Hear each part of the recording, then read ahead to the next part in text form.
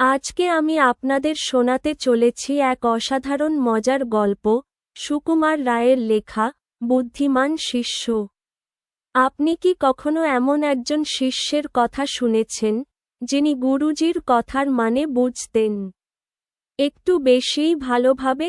তাহলে বসে পড়ুন আর শুনুন, একটা বুদ্ধির খেলাঘর, যেখানে শব্দের মানে বদলে যায় আর হাসির ঢেউ ওঠে মনের ভিতর।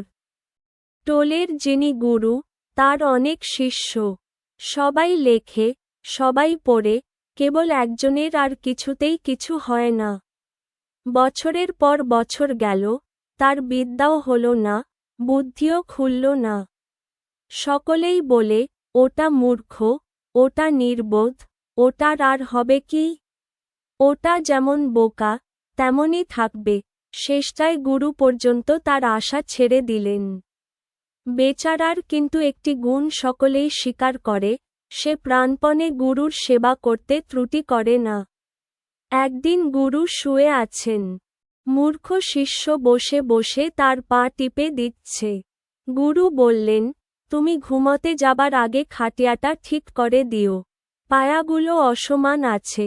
শিষ্য উঠবার সময় দেখল, একদিকের পাটা একেবারে ভাঙা। এখন উপায়? বেচারা খাটের সেই দিকটা নিজের হাঁটুর উপর রেখে সারারাত জেগে কাটাল। সকালে গুরু ঘুম থেকে উঠে ব্যাপার দেখে অবাক। গুরুর মনে ভারী দুঃখ হল। তিনি ভাবলেন, আহা, বেচারা এমন করে আমার সেবা করে। এর কি কোনোরকম বিদ্যা বুদ্ধি হবার উপায় নাই? পুঁথি পড়ে বিদ্যালাভ সকলের হয় না, কিন্তু দেখে শুনেও তো কত লোকে কত কি শেখে। দেখা যাক, সেইভাবে একে কিছু শেখান যায় কিনা। তিনি শিষ্যকে ডেকে বললেন, বৎস, এখন থেকে তুমি যেখানেই যাও, ভালো করে সব দেখবে, আর কি দেখলে, কি শুনলে, কি করলে, সব আমাকে এসে বলবে। শিষ্য বলল, আজ্ঞে, তা বলবো। তারপর কিছুদিন যায়। শিষ্য একদিন জঙ্গলে একটা কাঠ আনতে গিয়ে একটা সাপ দেখতে পেল। সেই টোলে ফিরে এসে গুরুকে বলল, আজ একটা সাপ দেখেছি। গুরু উৎসাহ করে বললেন, বেশ বেশ, বলো তো সাপটা কি রকম? শিষ্য বললে, আজ্ঞে, ঠিক যেন লাঙ্গলের ইশ। শুনে গুরু বেজায় খুশি হয়ে বললেন, হা হা, ঠিক বলেছ। অনেকটা লাঙ্গলের ডান্ডার মতোই তো, সরু, লম্বা, বাঁকা আর কালো মতন। তুমি এমনি করে সব জিনিস মন দিয়ে দেখতে শেখো, আর ভালো করে বর্ণনা করতে শেখো, তাহলেই তোমার বুদ্ধি খুলবে। শিষ্য তো আহ্লাদে আটখানা।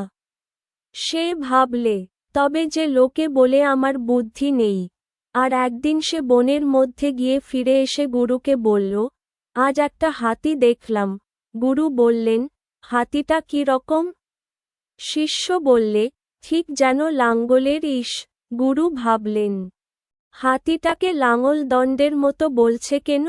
ও বোধ হয় সুরটাকেই ভালো করে দেখেছে। তা তো হবেই, সুরটাই হলো হাতির আসল বিশেষত্ব কিনা।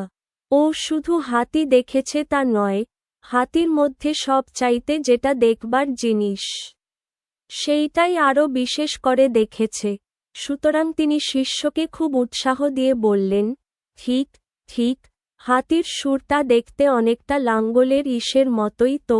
শিষ্য ভাবলে, গুরুর তাক লেগে গেছে, না জানি আমি কি পণ্ডিত হলাম রে। তারপর শিষ্যরা একদিন গেছে নিমন্ত্রণ খেতে। মূর্খ সঙ্গে গিয়েছে। খেয়ে দেয়ে ফিরে আসতেই গুরু বললেন, কি করে এলে? শিষ্য বললে, দুধ দিয়ে, দই দিয়ে, গুড় মেখে খেলাম। গুরু বললেন, বেশ করেছ। বল তো দই দুধ কি রকম? শিষ্য একগাল হেসে বলল, আজ্ঞে, ঠিক যেন লাঙ্গলের ইশ। গুরুর তো চক্ষু স্থির। তিনি বললেন, ও মূর্খ, এই বুঝি তোর বিদ্যে। আমি ভাবছি যে তুই বুঝি বুদ্ধি খাটিয়ে সব জবাব দিচ্ছিস। তুই লাঙলও দেখেছিস, দুধ দইও খেয়েছিস, তবে কোন আক্কেলে বললি যে লাঙ্গলের ইশের মতো? দূর দূর দূর, কোনোদিন তোর কিচ্ছু হবে না। শিষ্য বেচারা হঠাৎ এমন তাড়া খেয়ে একেবারেই দমে গেল। সে মনে মনে বলতে লাগল, এদের কিছুই বোঝা গেল না। ওই কথাটাই তো কদিন ধরে বলে আসছি। শুনে গুরু রোজই তো খুশি হয়।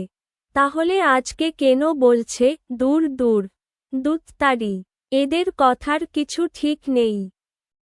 এইভাবেই আমাদের সেই বুদ্ধিমান শিষ্য সবকিছুই গুরুজির কথা মতো করেছিল, কিন্তু একটু বেশিই সরলভাবে। গুরুজি ভাবলেন, এরকম বুদ্ধিমান শিষ্য থাকলে আর শত্রুর দরকার নেই। তো বন্ধুরা, মনে রাখো, বুদ্ধি ভালো জিনিস, কিন্তু কথার মানে বোঝা তার চেয়েও জরুরি।